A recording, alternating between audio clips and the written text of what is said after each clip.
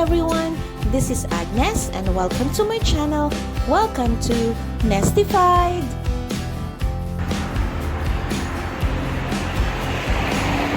Ano? Makakapag-swimming pa ba pagbalik? Yun nga. Hindi, piling ko mainit yung tubig doon. No? Baka warm din siguro.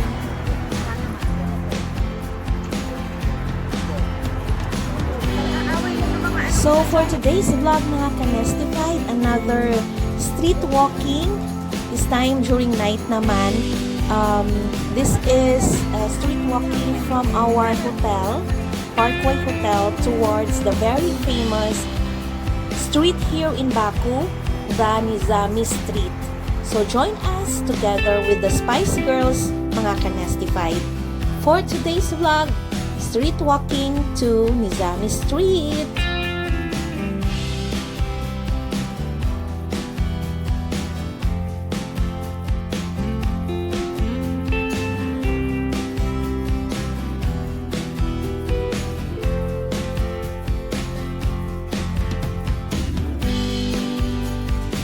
According sa aming tour guide, almost mga 10 minutes walk lang from our hotel going to Nizami Street. But unfortunately, sad to say mga ka-Nestified, mga 20 to 30 minutes na naman ang lakad namin. So imagine, buong araw na kami from flight to Dubai, dan buong araw na naglakad. Sobrang pagod na talaga. Gutom na this time. Ayan, so paglalakad pa kami ng mga 30 minutes.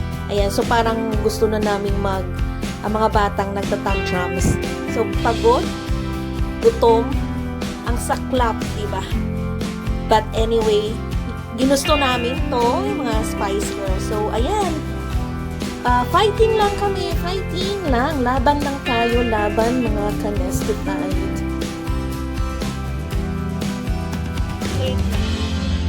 Kasi sabi niya, ano diba?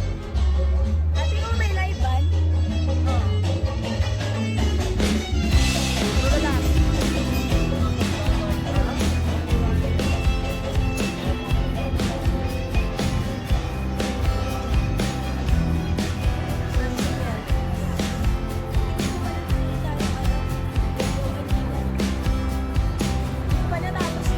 Ang Nizami Street, mga ka-Nestified, is very popular street and considered as the large pedestrian and shopping street in downtown Baku.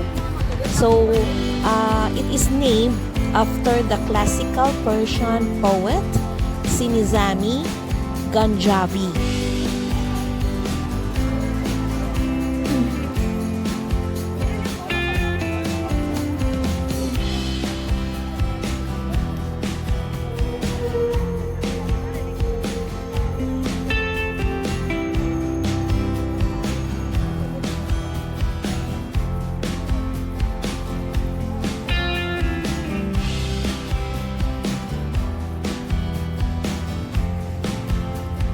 The street is lined up with shops, mga restaurants, cafes, and bars. Yan, may mga live bands. And is a great place to go for shopping. May mga famous na mga brands din dito. Dining, or just simply strolling. Just like ginagawa namin ngayon, yung nagsistroll, street walking.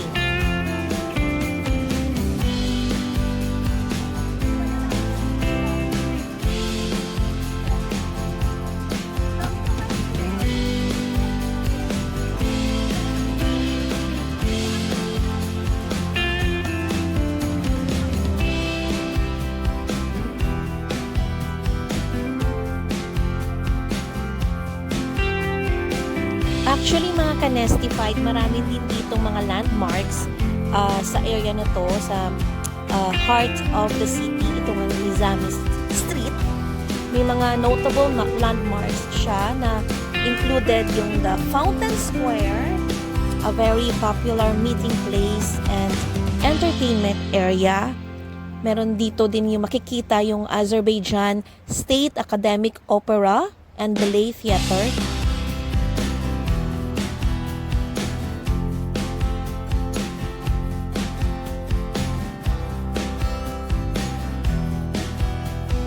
makikita din dito ang the Nizami Museum of Azerbaijani Literature. So mostly talaga cultural sila and mostly mga museum. Marami talaga silang preserve dito na mga museum. But again, sad to say mga kanestified, hindi na namin talaga mapuntahan dahil sa sobrang pagod, late na of course, at saka close na ritong mga area na to. So, ang street lang sana namin ma-appreciate kasi sobrang ganda. European vibes talaga siya. Ang mga lights ng mga building. And, yun nga lang. Sorry talaga mga kanestified. Dahil ito lang talagang ma-show ko sa inyo. Ang street walk lang talaga tayo ngayon. Literal. So, yan ang may offer ko sa inyo for today's vlog.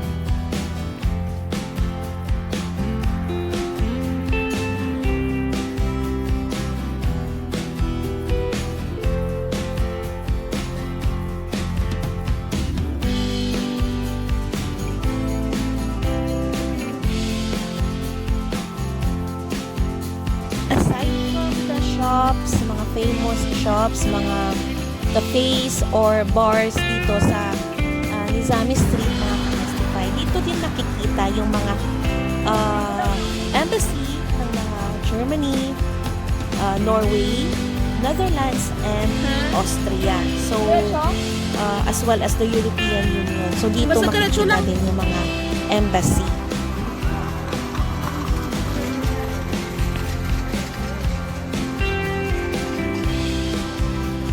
Mag-scooter kaya tayo.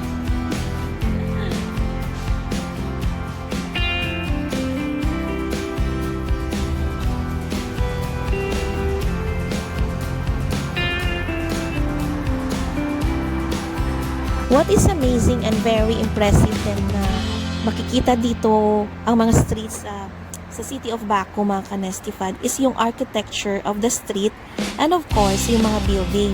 Kasi parang itong nagre-reflect siya sa mga different ages, different years. Parang, combination from the 20th century, early 19th century, and the modern period. So, parang combination talaga siya ng ancient and modern.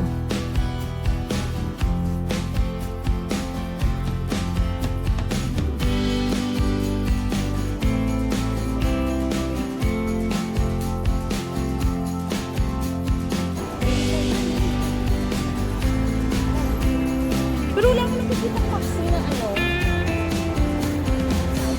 Oo. Hindi katulad sa, di ba sa Dubai, parang every corner may makikita dadaan.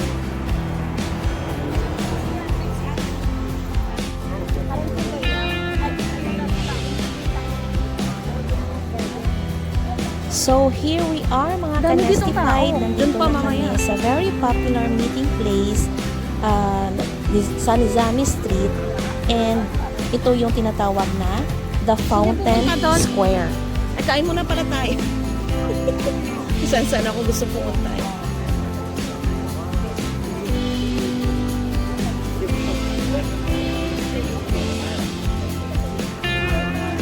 So, ayan, sobrang malaki dito yung meeting place dito sa Fountain Square. Napapalibutan din to ng mga restaurant at saka yung mga magagandang mga buildings, architectures. At napakaganda din dito kasi parang illuminated siya. Ang kaganda ng mga ilaw na nagpapa-amaze ba talaga sa place kasi parang may maraming parang mga chandeliers titingnan kasi sobrang ganda ng mga ilaw dito.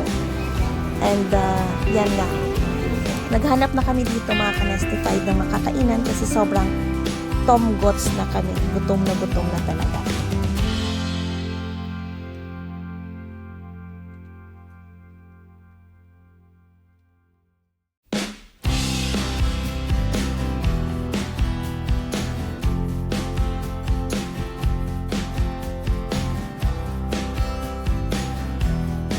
So, sobrang saya dito ng vibes mga kanestified sa Fountain Square kasi ang dami-daming tao.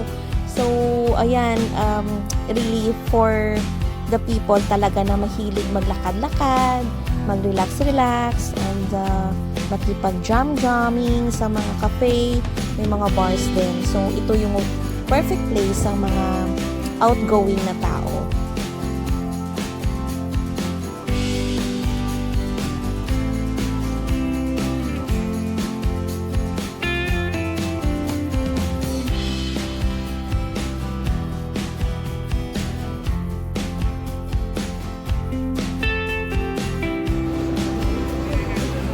So, ano pa ba ang makikwento ko sa inyo mga ka-Nestified regarding dito sa Nizami Street? I guess, yun pala mga ka-Nestified, itong Nizami Street, kino-compare din to siya sa New York, Broadway, or sa Moscow na Aribat, or Taksim's District in Istanbul. So, ayan. So, in other words, Nizami Street is the most busy place for walking. Pag makita pa in the natin sila center mamaya of the dito nila capital Lola of Lori Azerbaijan. Lee.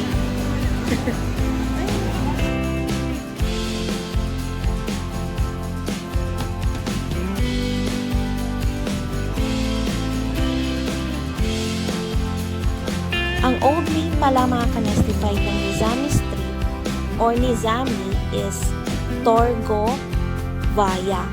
So, I don't know the meaning but it's the old name for Nizami Street. So, ayan mga ka-Nestified. So, dito na lang talaga tayo na nagsa-street walk dito. And this time, naghahanap na kami ng aming makakainan. And sa sobrang dami at hindi na kami makapag-decide. So, nagkumain kami dito sa may pizzeria restaurant.